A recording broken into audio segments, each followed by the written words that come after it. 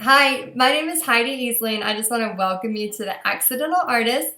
And today I'm really excited. I have Kate Taylor here, and she is from Martha's Vineyard. So, welcome. Thank you for being here.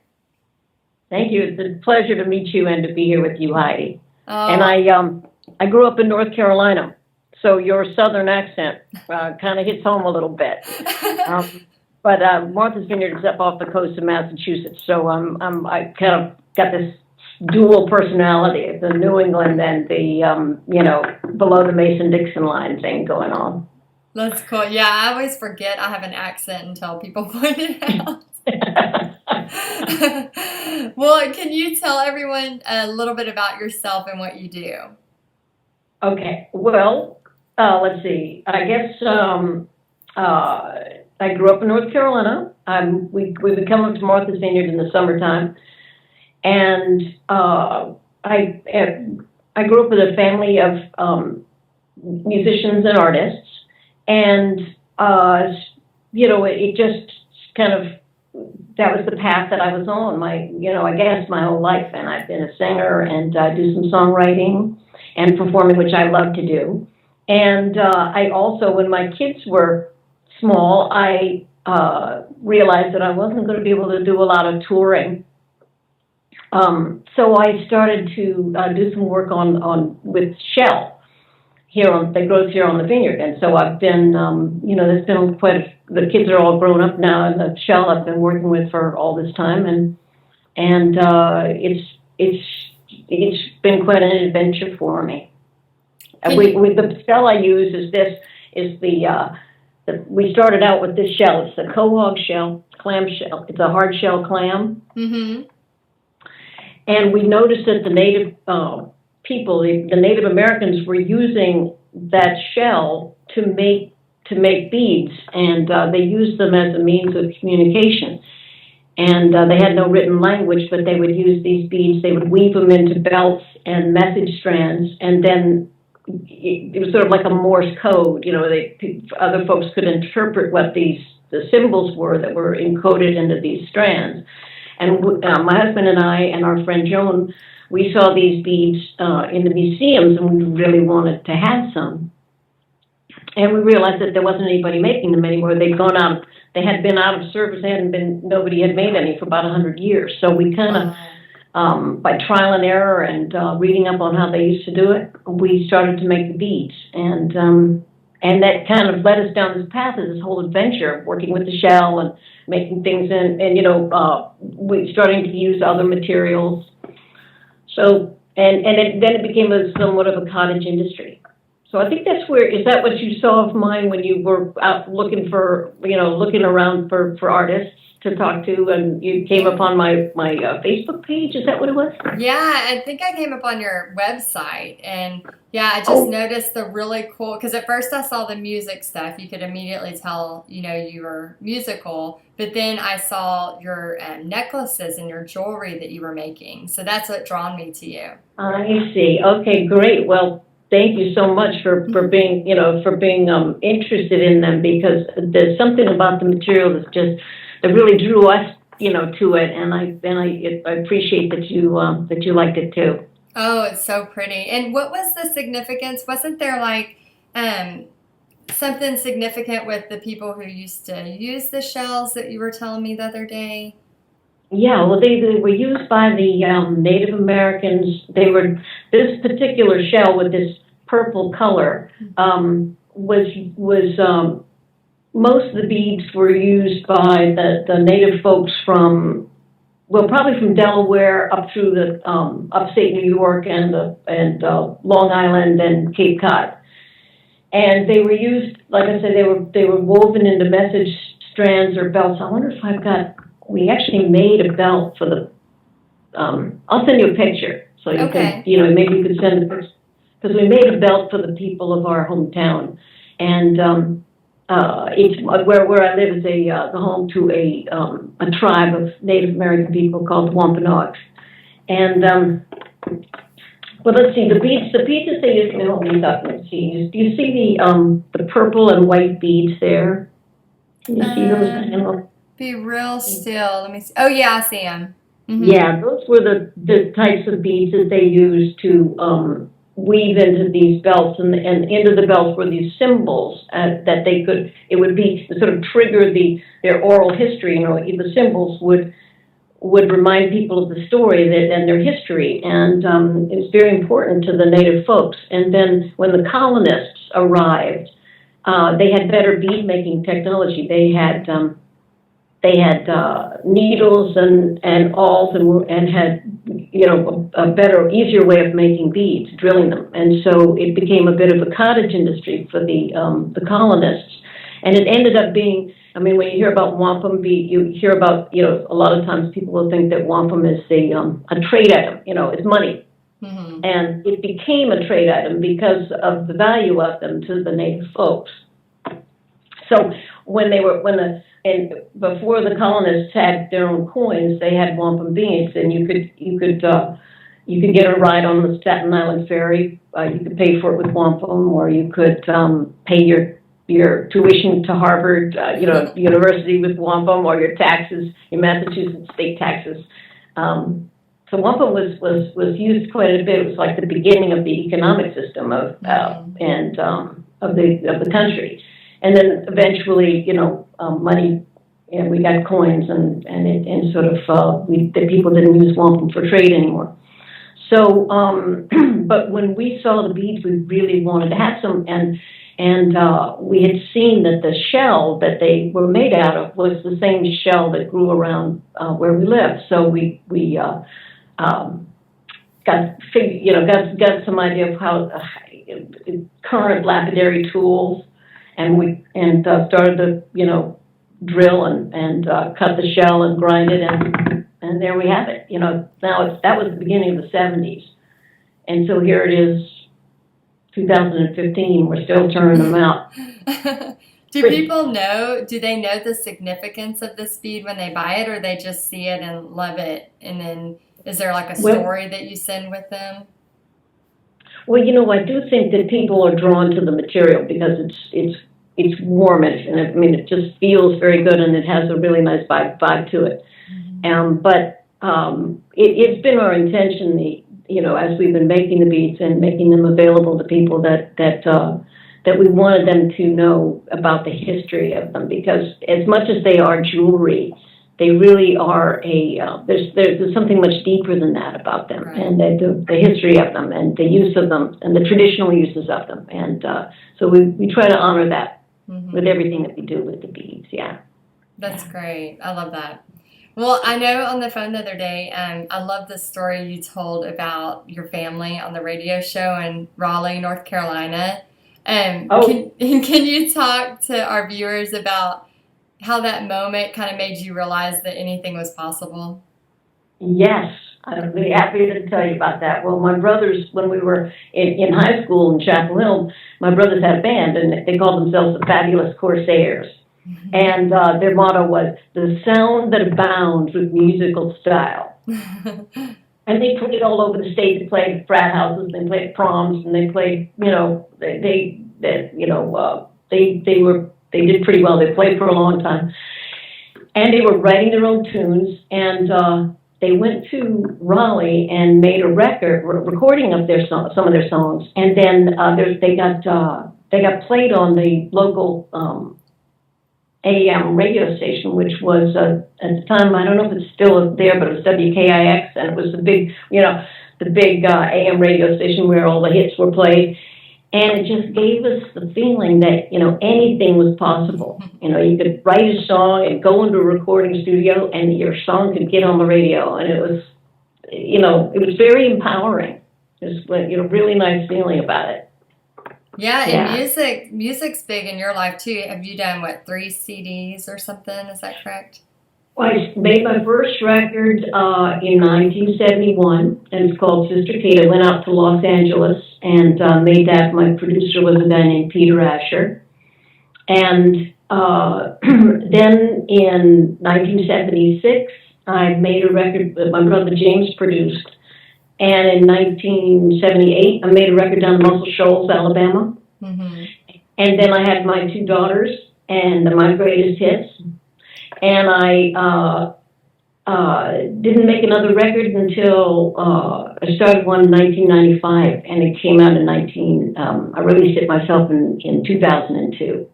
Oh, okay. So you've done So, 4? and then I made another record in 2006 called Fair Time, and you know, there's always room for another one somewhere down the road. But yeah, you know. Okay, so I know you do music, and the cool thing is, you do your music plus you do your art stuff. But if you had to choose one, which one kind of gives you the most satisfaction? Well, you know, it's really hard. It'd be like picking between, you know, which is your favorite kid. You know, it's hard. It's impossible. But I tell you, when I have those precious and sacred opportunities to stand on a stage and sing, I don't think there's a higher expression that I can, you know, in my life than being able to do that. So I think that's what I love. I love those opportunities. But I don't think my life would be fulfilled if I didn't have the things that I do with my hands too. Mm-hmm. And so I'm totally and utterly grateful for all of it. You know, I don't know I don't know how my life would be if I had to give up one or another. That's a great thing. We don't have to.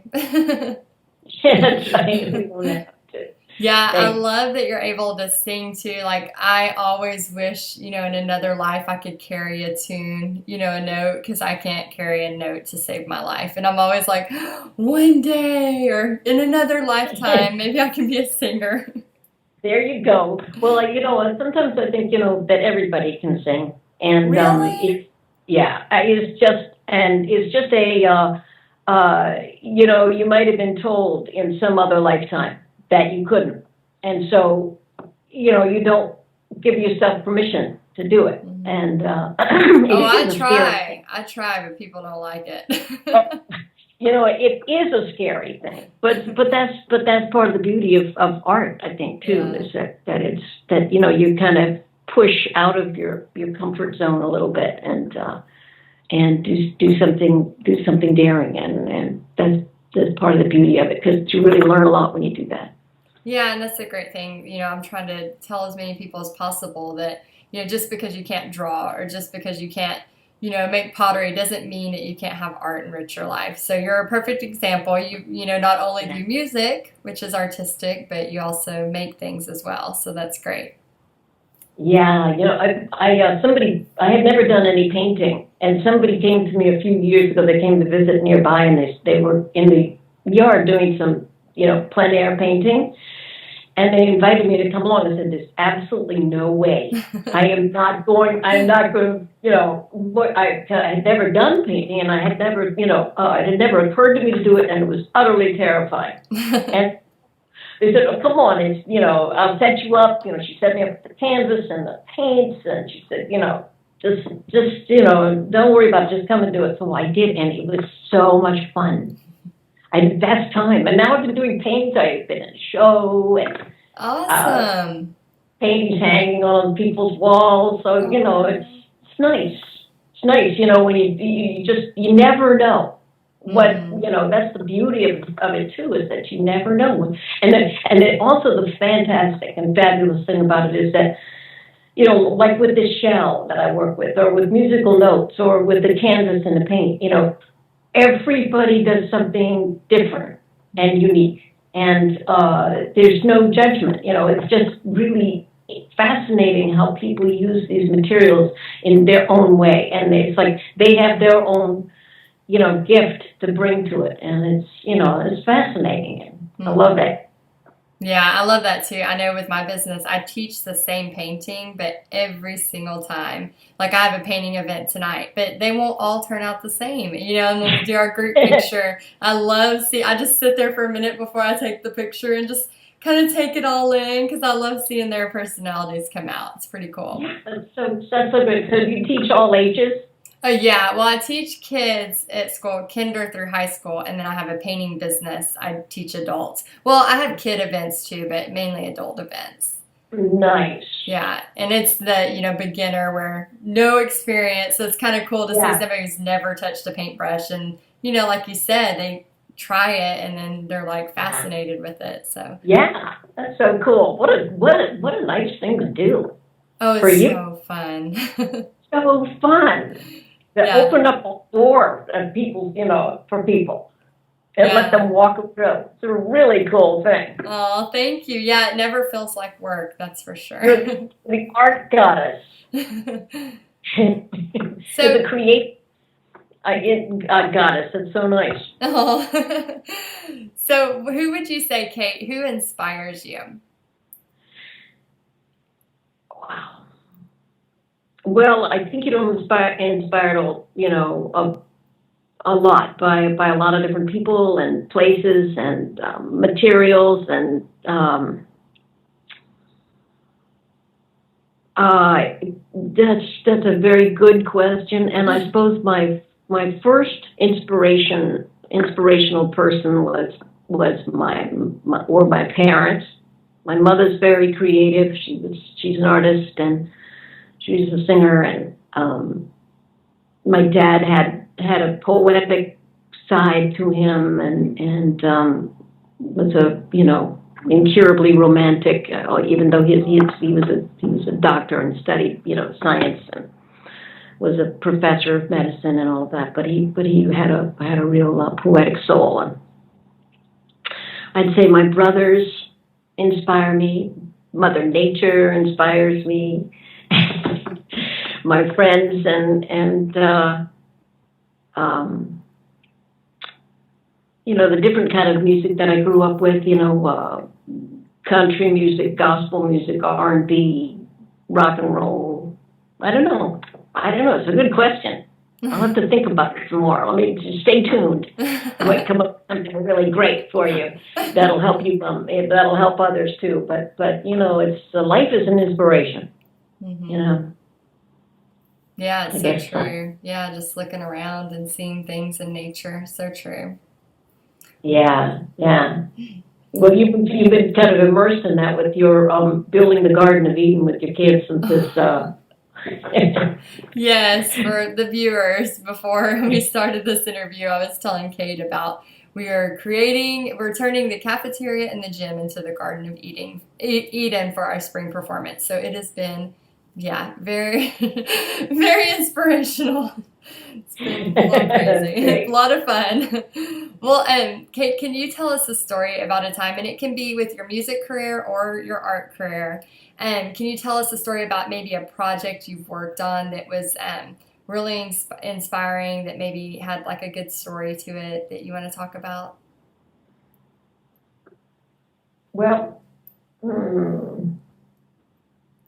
I'd say that the opportunities that I've had in my recording career have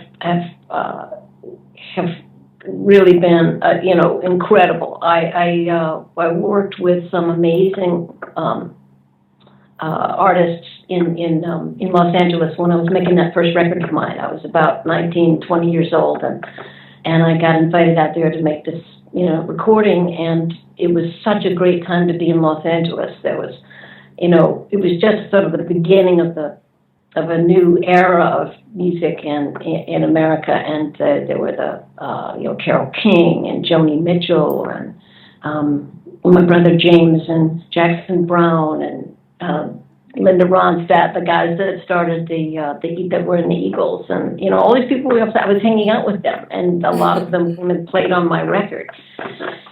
And you are really cool, by the way. Well, that is cool. That's definitely cool. And when I look back on that, like, oh my God, what an amazing time in American musical history, and for me to be sort of immersed in the middle of it, I'm so grateful for that. And then the second record that I made with my brother James in New York City, we made it for Columbia Records, and he at that time was having some, he has a fantastic career, and he's a wonderful and beloved musician, and so there were all these musicians in town who wanted to work with him, and he called them in to work with me, and it was, I was just stunned by the talent and then when I got a chance to work down Muscle Shoals with the Muscle Shoals sound rhythm section, those guys, it just doesn't get any better than that. And and then and the different musicians that as I've been touring and the people that I've worked with, I don't know, my life is truly blessed. I just don't know how I landed in the middle of it, but here I am, and it's wondrous. It really is. I'm one lucky so-and-so. Yeah, it sounds like you have had a lot of fun and are still having fun. I am having fun, and I hope to get to Texas one day. Yes, you'll have to come visit me. I'd love to come sing in Texas. Oh my gosh, yeah, we have so many good music venues, and Billy Bob's in Fort Worth. Oh, that'd be so fun. That'd be so much fun. Billy Bob's. Oh my God, is that still really that huge place? It's awesome. Yeah, I saw Yeah. Jamie I have friends Johnson who- there, and it's really cool. Oh, that is great. Are you near there? Are you near Fort Worth? Yeah, about 45 minutes. Yeah, I guess in Texas terms, that's pretty close. That's really close in Texas terms. That's like next door in Texas terms. That's great. Yeah, if you get a gig in Texas, let me know. I'd love to come see you. That'd be awesome. I love that. Yeah. So from your lips to God's ears, I'll be there. Well, so do you believe, Kate, that anyone can use art to enrich their life? Oh, absolutely. Yeah. I think that people really, I think that art is so important, and it's not mysterious, and it is mysterious, but I mean, it's not scary. It's if people are shy to be to dive in and be creative, and they should really, if they have any inclination, they should just go for it. I think I think music in schools and art in schools is so important, and it's the one thing that kind of gets cut out first. When school,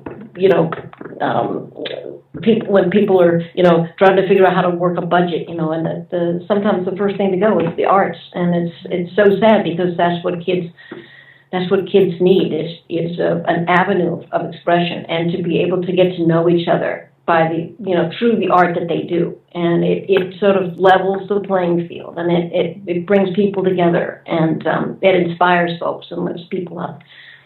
So I think an artistic life is really a valuable thing, and so I would say that for your beautiful audience, and for your kids that you teach, and your other students, your adults, congratulations to them for wanting to give it a try.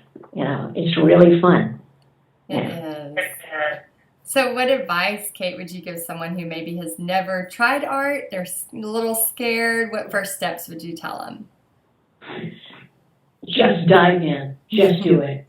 Just go for it, and you will never regret it, and you will. You have no idea what you can find down that path, and if you're standing at the beginning of a path, you're there for a reason. So give it a try and go out there, and do it. And if you need somebody to tell you you're doing a beautiful job, then you can just get in touch with me, and I will do that for you. Because you are doing a beautiful job. Because that's the other thing, is that you're expressing something that's really divine when you are creative, and so thank you for that. Yeah, I love what you said about if you're on that path, there's a reason for it. That's pretty cool. That's right. Don't question it, but you're there. And sometimes if I get stage fright or something, and I'm thinking, oh my God, am I going to do this? Then I think, well, I'm here. I'm standing backstage. There's a reason why I am here. Just dive in, and it's always fun. Mm-hmm. And you always learn something, They can't always be the best painting that you've ever done or the best show you ever did, but there's always something you can get out of the experience. Yeah. And learn from it, and also your audience and the people that see what you do, they get so much out of it. And you know, it's really important to do for other people besides it, as well as for yourself. Yeah, that's true. Oh, it's been so much fun talking with you, and I'm so glad I got to meet you. And do you have any final thoughts? Well, I'm just very impressed with what you do, Heidi, and and congratulations and thank you for what you do, and you know, keep me posted on what you're up to. Okay, I'd really love to know. And anybody out there who wants to be in touch with me, please, you know, feel free to be in touch anytime. Oh, that sounds great. Yeah, I'll attach a link so that they can get in touch with you whenever your interview live. So we'll go from there. But thank you so much. It's been a pleasure. Thank you so much, Heidi. I'll see you later. Bye. Bye.